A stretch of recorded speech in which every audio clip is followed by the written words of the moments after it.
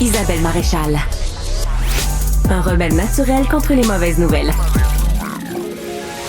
Isabelle Maréchal. Je vous donne tout de suite notre numéro de téléphone pour nous joindre parce que si vous avez été l'objet d'une commotion cérébrale récemment ou au cours des dernières années, peut-être aurez-vous des questions pour notre spécialiste et peut-être voudrez-vous donner votre exemple parce que parfois on le sait pas, mais on subit une commotion cérébrale avec tout ce que ça peut vouloir dire d'impact par la suite et de désagréments et de problèmes de santé. 1-877-827-2346, 1-877-827-2346 et vous pouvez m'écrire à isabelle@cube.ca.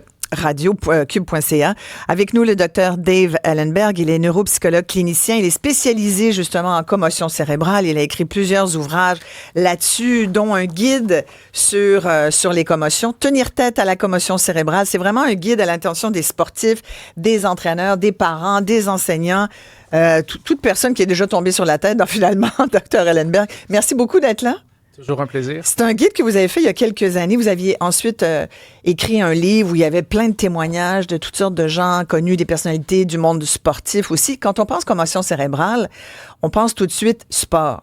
Oui, on pense tout de suite sport, alors que c'est une fraction des blessures. Et en fait, ça peut un peu nous induire en erreur parce qu'on se dit « Ah, ça arrive seulement aux sportifs. » Et moi, dans le fond, ce qui m'est arrivé dans ma vie quotidienne, c'était peut-être pas si important que ça. Alors qu'en clinique, la majorité des gens qui nous consultent, sont des personnes qui ont eu une blessure à la tête dans les activités qui semblent banales de la vie de tous les jours. Comme?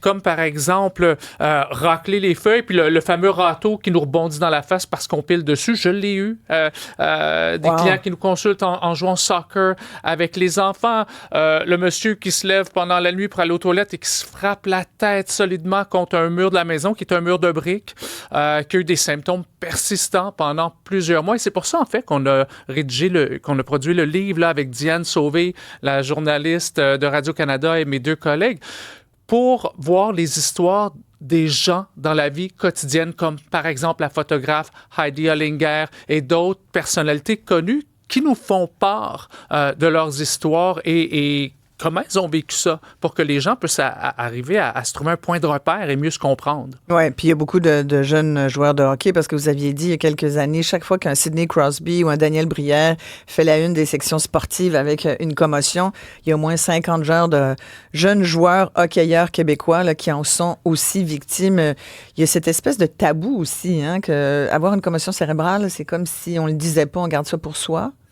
Tout à fait, pour plusieurs raisons. Quand on parle de jeunes sportifs, ils veulent pas être retirés de leur sport. Ils veulent continuer, ils veulent se donner. Ouais. Et quand on parle de personnes de la vie de tous les jours, ils ont peur qu'on les croie pas. Ouais. Et c'est souvent quelque chose qui nous est rapporté. Les gens autour de moi me disent donne-toi un petit coup de pied puis continue, c'est pas si grave que ça. Donc les gens se referment et n'en parlent pas. Les principaux symptômes? Le premier symptôme, c'est le mal de tête, mais un symptôme qui peut nous induire en erreur, parce qu'en effet, le coup se passe à la tête, donc oui, ça se peut que on se dit c'est normal. C'est normal, ouais. C'est ça, c'est la boîte crânienne et tout cela. Mais lorsque les maux de tête persistent ou sont si intenses ou justement persistent, comme j'allais dire, pour plusieurs journées, mais c'est pas juste le crâne qui a mal. Après cela, c'est les étourdissements, petits maux de cœur, nausées, sensibilité à la lumière, sensibilité au bruit. Puis là, arrivent les symptômes cognitifs, un peu plus confus. J'ai du mal, je cherche mes mots, des problèmes de mémoire. Et souvent, des changements au niveau de notre personnalité aussi. Je suis plus irritable, plus triste, plus anxieux. Ah oui, et ces symptômes-là peuvent persister pendant un certain temps, plusieurs mois, plusieurs années, vous diriez? Dans la majorité des cas... Ça se résorbe? Tout rentre dans l'ordre à l'intérieur de quelques semaines. Pour la plupart des gens, plus tard, un mois, un mois et demi, mais par contre, il y a un faible pourcentage qui tourne autour de 10 à 30 selon la littérature scientifique, de personnes pour qui ces symptômes-là persistent et persistent assez longtemps, des mois, voire des années, et des gens, après plusieurs années, vont toujours en vivre les conséquences. Je vous présente Joanie Henry. Elle a été victime d'une commotion cérébrale en janvier dernier. Joanie est une collègue. Merci d'être là. Ça fait Joanie, plaisir. tu es revenue d'ailleurs travailler à Cube il y a quelques jours. On était très heureux de te revoir. Tu as vécu une commotion cérébrale et c'est tout à fait ce que Dave Ellenberg est en train de nous raconter. C'était pas parce que tu jouais au hockey professionnel. C'était pas du tout. C'est tout simplement parce que tu es tombé sur le trottoir glacé. Oui, c'est arrivé en janvier dernier. Donc, comme toute bonne Québécoise, je sors dehors, je pelte mon entrée de garage et je tombe sur le dos, un peu sur la tête. Puis, je pense, 2-3 jours plus tard, je refais une chute vraiment semblable, même endroit, mais cette fois-ci sur la tête.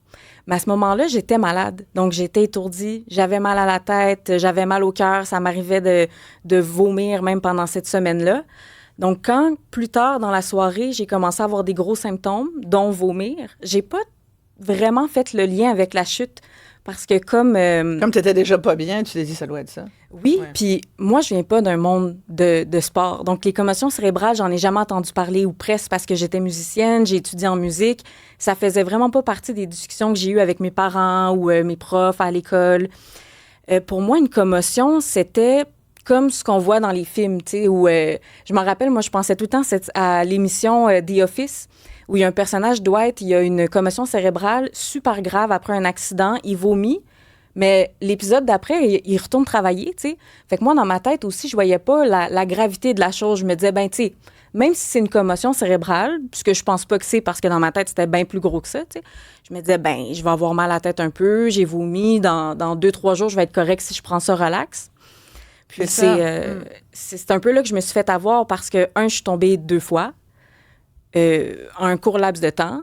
Je me suis pas reposée, j'ai continué mes activités de la vie comme d'habitude. J'ai travaillé, puis c'est 10 jours plus tard qu'une de mes collègues de travail, Cybelle, je lui parle, puis je lui dis je sais pas si c'est parce qu'il y a des grands changements au travail, mais je suis tout le temps étourdie, j'ai de la misère à faire mes tâches, fatiguée, mais une fatigue là, extrême. Là, tu sais, Importante, je m'endormais devant mon ordinateur, pas cogner des clous. Là, je pouvais m'endormir au travail, ce qui m'était jamais arrivé, jamais de ma vie. Puis Cybelle, elle me dit, ben, t'es pas tombée sur la tête, toi, il y a pas longtemps? Puis je dis, ben oui, là, mais tu sais, ça fait comme 10 jours. Elle dit, ben, ça ressemble à une commotion cérébrale. Quoi? J'ai dit, ben... Puis là, j'ai réfléchi à tout ce que je venais de vivre dans les derniers jours, puis j'ai dit, oh mon Dieu, ça fait tellement de sens. Puis finalement, je suis allée à l'urgence, on a fait des tests. Encore là, c'est dur parce que, tu sais, souvent, ils disent, on va faire une radiographie. Une résonance magnétique, ouais. Puis là, à ce que j'ai compris, puis vous allez peut-être pouvoir confirmer pour moi, c'est qu'ils veulent voir s'il n'y a pas du sang ou quelque chose qui pourrait être plus dangereux au long terme, ce que tout semblait beau.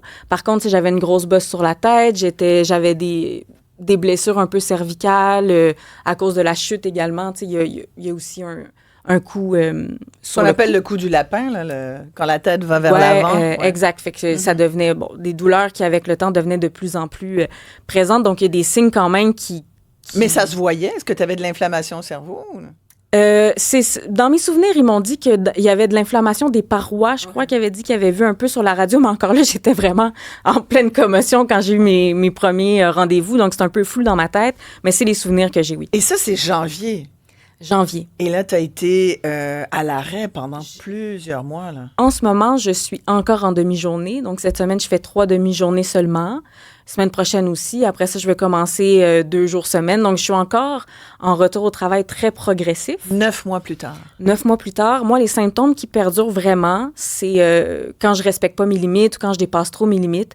C'est l'extrême fatigue, sensibilité aux oreilles. Donc là, je peux avoir tellement une sensibilité au bruit que même pour faire la vaisselle, il faut que je mette des bouchons. Juste le bruit d'ustensiles qui se touchent, c'est douloureux.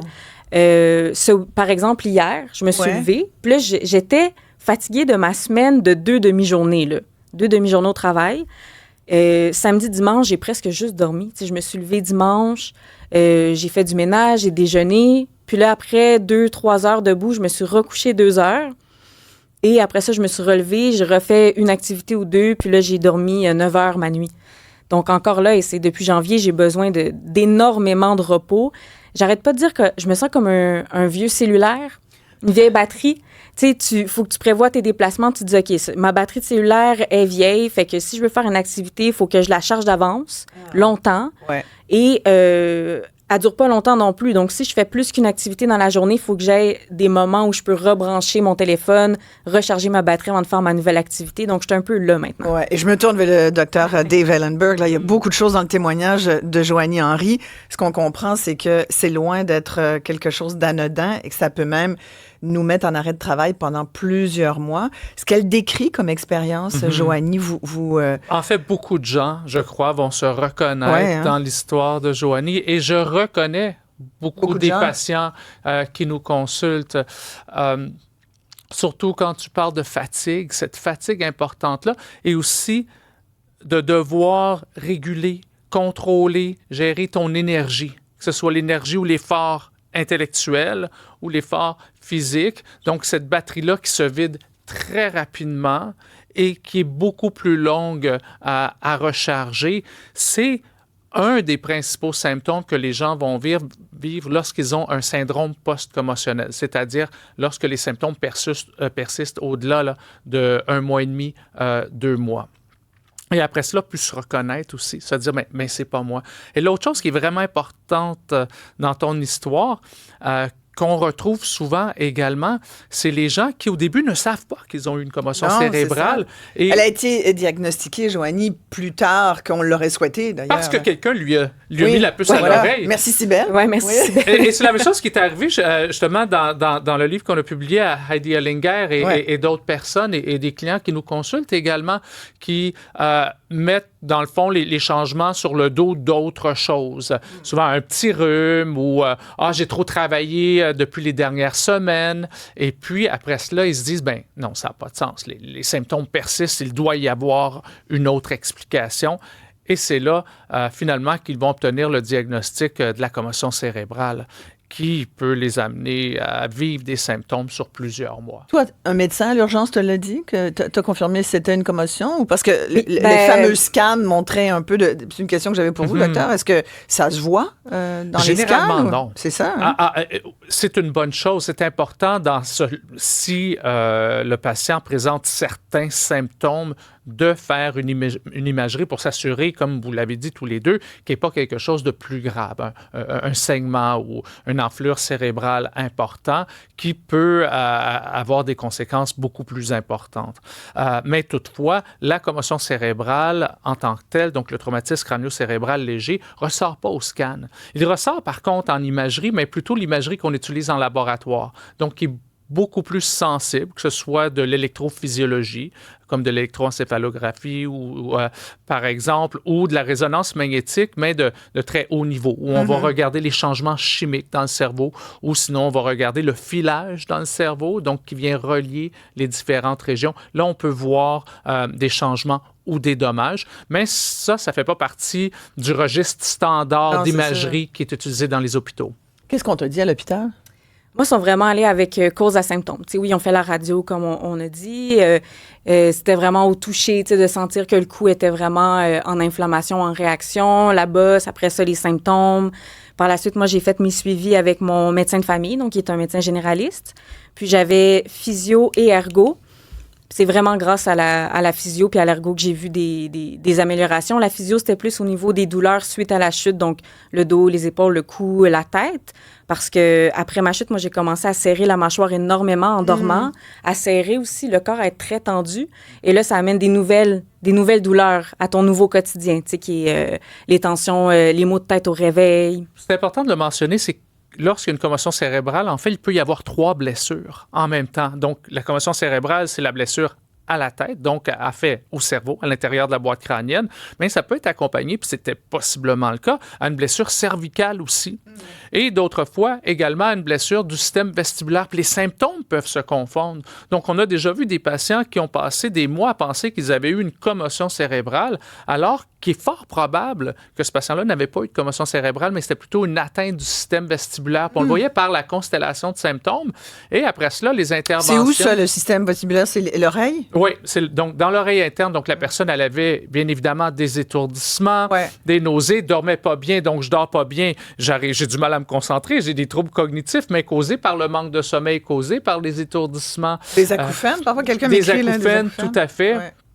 Et après cela, ce qu'on a vu, c'est que l'intervention en physiothérapie, spécialisée la physiothérapie vestibulaire, à l'intérieur de 4-5 semaines, a éliminé le problème chez la personne qui avait eu des symptômes pendant plusieurs mois avant. Joanie? Est-ce que c'est possible d'avoir plusieurs de ces symptômes-là en même temps? Parce que au début, mon physio, il travaillait beaucoup ça, justement, le système vestibulaire, parce que j'étais étourdie quand je me tournais trop vite. Puis ça a été les choses qui ont été réglées le plus rapidement. Mais aujourd'hui, j'ai plus aucun symptôme je peux tourner la tête aussi rapidement que je veux, je vais pas être étourdie. Parce que tu as fait de la physio. Et ça, c'est important. Et c'est très ça qui est important parce que l'intervention par les experts en intervention vestibulaire, la plupart du temps, des physiothérapeutes, elle est très efficace quand il y a une atteinte vestibulaire, puis peut éliminer, enrayer ce problème-là très rapidement. Et ce qui semble aussi avoir été ton cas. Et donc, après cela, les intervenants peuvent aller cibler les autres symptômes qui persistent s'il y en a. Oui, j'ai quelqu'un qui m'écrit, là, vous me direz ce que vous en pensez, docteur. Jean-François dit, il a fait de la boxe, il a joué au hockey, au football, 6 commotions, confirmées. J'ai 50 ans et j'ai de moins en moins de mémoire, somnambule, j'ai de l'épilepsie, ouf. Il faut savoir si l'épilepsie était là avant ou si elle est causée par la blessure. C'est sûr que ça vient accentuer, mais peu importe, c'est triste à quelque part, je trouve, mais c'est pas rare de voir des athlètes comme ça qui pratiquent plusieurs sports qui ont 5, 8 commotion cérébrale et même un âge plus jeune que 50 ans. Des athlètes dans la trentaine et puis à un certain moment, ils le sentent que leur vieillissement... Des joueurs de hockey qui ont même donné leur cerveau à la science pour dire, regardez, je me souviens plus du nom du... Il y en a eu plusieurs, en fait, soit malheureusement, qu'ils se sont suicidés, qui se sont enlevés la vie. Et qui ont dit, regardez mon cerveau parce qu'on m'a jamais cru, mais si ça peut vous aider... pour la recherche. Et d'autres qui l'ont fait avant de... Et oui, ça, c'est bon. Là, ça permet d'identifier un type de pathologie qui s'appelle l'encéphalopathie traumatique chronique, qui serait causée par l'accumulation de commotion cérébrale. Et là, on voit non seulement des déficits cognitifs importants, mais des changements radicaux au niveau de la personnalité aussi. Tout à fait. Vous disiez, on est dans les choses de la vie ordinaire. Joanie nous raconte son histoire tombée sur un trottoir glacé par faute de pas assez de sel, devrais-je dire. Exact. Alors, si la ville sale pas, au moins salez vos trottoirs devant chez vous parce qu'on est rendu là. Sinon, c'est un risque, il faut y penser de plus en plus. Mais il y a aussi, quand on se déplace, et je vous présente le cas de Nathalie Bruno. Nathalie est une copine qui est tombée de sa trottinette. Nathalie, vous l'avez sans doute vue à la télévision, à TVA. Elle a été à la météo. Elle est également, parlait de boxe. Elle est journaliste sportive et spécialisée en boxe. Mais là, c'est sur sa trottinette électrique qu'elle est tombée il y a pas très longtemps, le mois dernier, en fait. Nathalie, merci d'être là. Ça me fait plaisir. Et tu es en arrêt de travail pour commotion cérébrale au moins jusqu'en octobre, peut-être plus. Oui. Comment tu vas? Octobre, peut-être plus. Ouais. Comment ça va ce matin?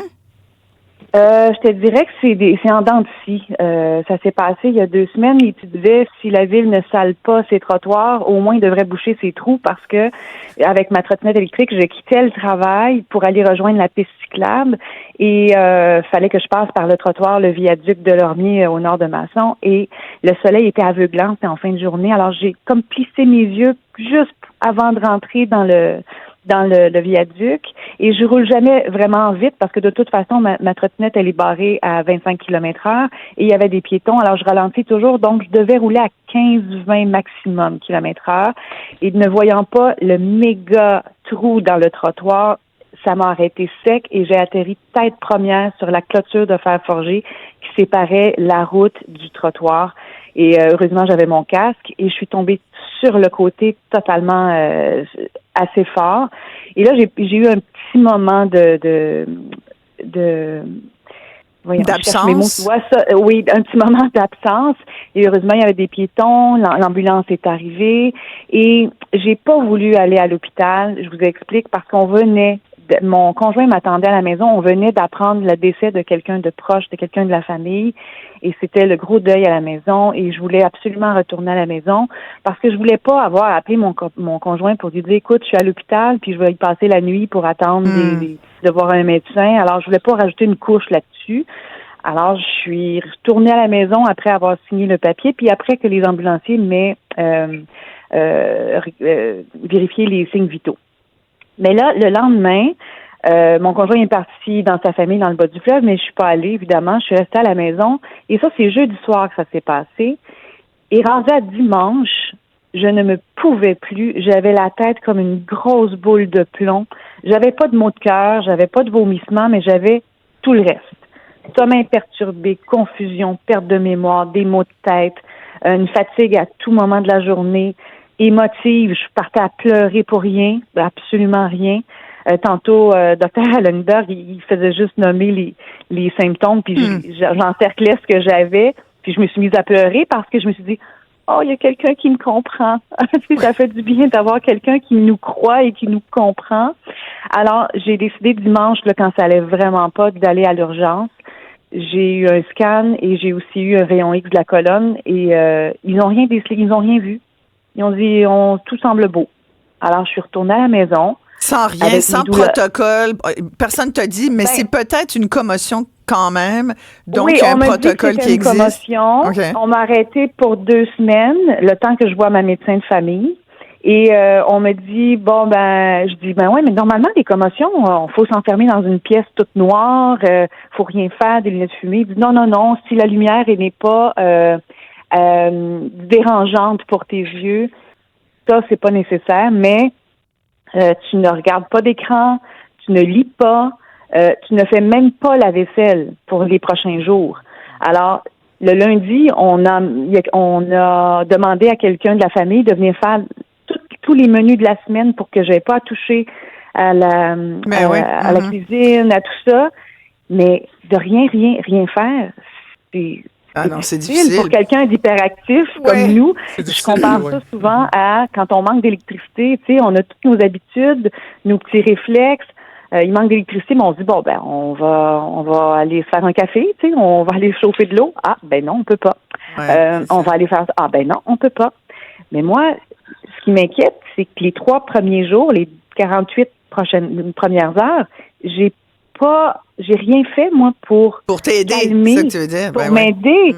Mais non, je regardais des documentaires, je lisais, je faisais tout ça, mais c'est sûr que je m'endormais, j'avais mal à la tête, mais j'ai pas fait le lien. Fait que là, ta question, c'est est-ce que c'est grave de pas avoir suivi un protocole de commotion cérébrale tout de suite, là? Exact. Jusqu'où ça peut m'avoir nuit. Ouais. Merci, Nathalie. C'est une question qui est vraiment importante.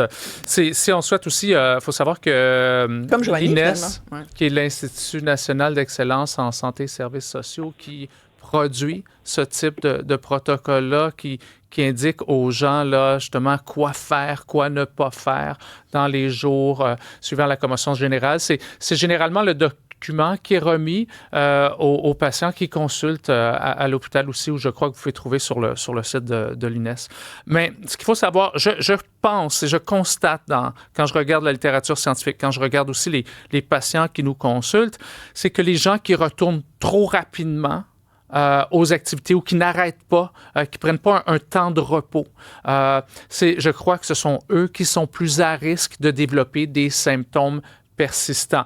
Mais par contre, je pense pas qu'un 2-3 jours immédiatement après peut avoir des conséquences très graves. Mais il y a des gens, par exemple, qui nous consultent et après avoir poursuivi leur vie comme avant, 2-3 semaines plus tard, se disent « Hey, j'avais peut-être une commotion cérébrale. » Et donc, pendant les jours, les semaines qui ont suivi leur blessure, se sont donnés autant, probablement même plus qu'avant. Il faut savoir qu'à la suite d'une commotion cérébrale, quand on pense à ce qui se passe dans le cerveau, il y a en fait une diminution. La commotion cause une diminution de l'oxygène du cerveau. Elle cause une diminution aussi de son carburant principal, le glucose, alors qu'il est dans une période qui a besoin de faire le grand ménage, de se réparer, de se rééquilibrer chimiquement. Donc, il y a moins de ressources pour faire une job plus importante. Alors, D'où la fatigue qui est un symptôme ressenti par Nathalie, par Joanie. Absolument. Ouais. Mais d'où l'importance aussi de diminuer ces activités. Parce que si je consacre mes efforts, mes énergies sur autre chose, ben j'enlève le peu de ressources qui restent pour que mon cerveau se rééquilibre. Donc oui, un repos, c'est important, mais il faut faire attention. On n'est plus dans... Puis la science nous dit qu'il ne faut pas se renfermer dans une pièce noire, dans notre chambre, à rien faire pendant des jours ou des semaines. Au contraire, un peu d'activité physique. Mais marcher. Marcher, exactement. Prendre une marche, un 15-20 minutes. Après cela, on se repose, on voit comment on se sent. Puis on écoute nos symptômes un peu au début. Bon, les symptômes ont peut-être été augmentés, accentués par la petite marche. Je les laisse redescendre. Je vais peut-être faire une deuxième marche dans ma journée, de parler un peu aux gens autour de moi, mais 1-2 personnes. Donc, j'évite pas les d'écran. foules. Pas d'écran pour les premiers jours, que ce soit ordinateur, téléphone. Mais par contre, pas rester assis à rien faire. C'est certain que je ne me mettrai pas à jouer au Monopoly ou faire des mots croisés non plus. C'est trop exigeant. Mais par contre, conversation, pas être isolé socialement, prendre des marches après cela avec le temps de... surtout l'expliquer aux proches aussi, peut-être, parce absolument. que si les gens ne le savent pas eux-mêmes, les proches non plus, ils ne sont pas forcément outillés pour ça, Joanie. C'est ce que j'ai trouvé le plus dur, en fait, c'est tu sais, au début, oui, il y a le grand repos, là, tu sais, de prendre le moins de faire le moins d'activités possible, de se reposer, mais après ça, il y a comme une espèce de développement. Il faut apprendre ses nouvelles limites. C'est quoi maintenant mes limites en ce moment après mon accident? Mais toujours essayer de dépasser un petit peu pour se désensibiliser. Du moins, c'est ce que mon ergo me disait. Mais là, il ne faut pas trop dépasser parce que si tu dépasses trop, il y a trop de symptômes, c'est trop douloureux. Puis à travers tout ce cheminement-là, on parle beaucoup de repos, mais c'est super culpabilisant. Tu sais, moi, ça fait 7 mois que je suis chez moi. Ça remet tellement de choses en question. Si je me dis, mon Dieu, OK, je me suis vraiment valorisée dans les dernières années avec mes performances, le travail. Puis là, on est tous comme ça. Mais c'est là que c'est complexe de trouver cet équilibre-là aussi parce que les études nous indiquent que si on tombe trop dans le repos, c'est comme si on déconditionne notre corps, on déconditionne notre cerveau. Hein? C'est, par exemple, moi, en fait, qui cours régulièrement, cet été, j'ai pas eu le temps de courir. Je suis allé courir il y a 2 jours et là, j'ai mal aux jambes. Mais d'habitude, quand je vais courir, j'ai pas mal aux jambes. Je sens pas ça. Notre corps se déconditionne tellement rapidement. Donc, c'est important aussi de pas tomber dans une phase de repos complet qui se prolonge trop longtemps. On a vraiment beaucoup de gens au téléphone. Je vais vraiment parler rapidement à Manon parce que vous avez été 1 an à la maison, Manon, il y a plusieurs années à la suite d'une grosse commotion mal diagnostiquée. Tout à fait. Écoutez, mon histoire a commencé en 2014. C'était dans l'effervescence du temps des fêtes. On est allé dans une foire alimentaire. J'avais faim, comme tout le monde peut avoir faim, et je décide de manger un bon petit brocoli. Vous allez me demander pourquoi je mange un brocoli. J'adore le brocoli. Et je me suis étouffée en étant en position assise sur le brocoli. Et là, mon conjoint qui était juste devant moi savait pas comment réagir. Et puis, j'étais tellement étouffée que j'en ai perdu connaissance, mais en tombant de ma chaise sur le terrazzo. Alors là, j'étais inanimée. Les gens, ce qu'ils me disaient, c'est qu'ils voulaient me masser, me ventiler parce qu'ils pensaient que j'étais en arrêt cardiaque. Oh mon Dieu, OK. Mais mon mari, étant médecin, il a dit non, je la connais, bougez-la pas, ça va arriver, elle va se dégager. Tu sais, je sais pas ce qu'il a fait. Mais à un moment donné, mon brocoli s'est expulsé, mais moi, j'étais pas mieux. J'étais encore par terre, impossible de pouvoir me relever. Alors, on a appelé les urgences, on m'a transféré dans un hôpital, où est-ce qu'on m'a dit, écoute, tu t'es étouffé sur un petit bout de brocoli, t'es un petit peu fatigué, t'es sonné un peu, mais ça va passer. Et on m'a donné congé. Et là, je m'en vais chez moi. Je ne file pas mieux. J'ai des flashs de lumière. Tu sais, pareil comme tu as des flashs où est-ce que tu vois quelque chose de déchiré dans ton œil. Je suis incapable de fixer un objet. Puis là, je me dis, écoute, j'ai peut-être une petite commotion. Étant infirmière, je me suis dit, j'ai peut-être une petite commotion. Je vais me reposer, puis ça va se régler. Et finalement, 1 an plus tard, ça s'était toujours pas réglé. C'est vraiment quelque chose... Merci. C'est pas 1 an plus tard, c'est 3 mois plus tard. C'est 3 mois plus tard, et là, j'ai convulsé. C'est là où est-ce que je suis allée aux urgences, et là, on a diagnostiqué qui est ma commotion cérébrale, qui a pris 1 an à devoir se rétablir, là, tu sais. Et c'est là où est-ce que les protocoles ont commencé à voir le jour dans les hôpitaux, parce que nous, on a fait une plainte et le personnel infirmier des urgences ont commencé à être formés par l'hôpital Sacré-Cœur qui a commencé à faire des protocoles et maintenant, les gens sont mieux pris en main dans les urgences. Ouais, merci beaucoup, Manon. Les protocoles de commotion cérébrale, vous en avez mis en place, Dr. Ellenberg. Ça ressemble à quoi, là, rapidement? Mais rapidement, ce qui est proposé, en fait, c'est que les gens puissent obtenir un diagnostic le plus rapidement possible, à moins qu'il y ait des signes ou des symptômes ou des signaux d'alerte d'urgence, c'est-à-dire qui suggèrent que c'est plus grave qu'une commotion cérébrale. Par exemple, une perte de connaissance, ça peut rentrer là-dedans, des vomissements répétés, des maux de tête qui vont en augmentant. Donc là, c'est certain qu'on ne prend pas de risque. Tout de suite, on appelle le 911. Si on suspecte que c'est une commotion cérébrale sans signaux d'alerte, mais ce qu'on propose, c'est de voir un médecin le plus rapidement possible à l'intérieur de 24 à 48 heures. Par la suite, c'est du repos, mais généralement, la science nous suggère du repos qui peut durer 2 jours, peut-être 3 jours, mais rapidement, on reprend nos activités, mais à la maison. Donc, dans un contexte où on peut gérer notre horaire, où on peut gérer, comme tu l'as dit, Joanie, là, notre batterie, mais sans trop tarder de reprendre après ça les activités quotidienne un peu plus rapidement et aller chercher de l'aide pour nous guider là-dedans. Donc, des kinésiologues, des thérapeutes du sport, des physiothérapeutes peuvent aider les gens à planifier la gestion de leur énergie pour retrouver cet équilibre-là entre le repos, mais aussi faire suffisamment d'activités pour pouvoir remonter la pente. C'est pas rien, hein? Il y a Guylaine qui nous dit qu'elle a des garçons à la maison qui jouent au hockey, donc elle en a vu souvent des cas de commotion, mais elle dit la pire, c'est celle de mon fils qui était élagueur. Il a reçu une grosse branche direct sur la tête. Il avait heureusement un bon casque. Il a été hospitalisé, il a passé plusieurs examens et finalement, je pense qu'elle dit 4 ans plus tard, il y a encore des migraines à l'occasion. Donc, ça peut être très long, finalement, ça peut être très long. Des gens nous disent qu'ils ont appris aussi à vivre avec les symptômes. Et c'est une autre chose également. Hein, c'est comme toute autre blessure qu'on peut avoir, que ce soit blessure à la jambe, mais bien qu'on récupère, parfois, il y a une petite douleur qui revient. On n'est pas aussi habile à faire certaines activités, mais il y a des gens qui ont eu une commotion cérébrale, dont un syndrome post-commotionnel, qui, à un certain moment, vont devoir malheureusement vivent avec certains des symptômes et aménager leur vie aussi pour cela. Merci beaucoup, Dr. Dave Ellenberg. Il est neuropsychologue, clinicien spécialisé donc en commotion cérébrale. Il y a un petit guide que je vous conseille. Tenir tête à la commotion cérébrale, c'est à l'intention de tout le monde à qui c'est déjà arrivé ou à des proches. Joanie, bonne récupération. Merci, Isabelle. T'es bien partie. Oui, ouais. merci. Et bonne chance à Nathalie Bruno. Merci d'avoir témoigné, Nathalie. On va s'arrêter ici. On revient tout de suite après ceci.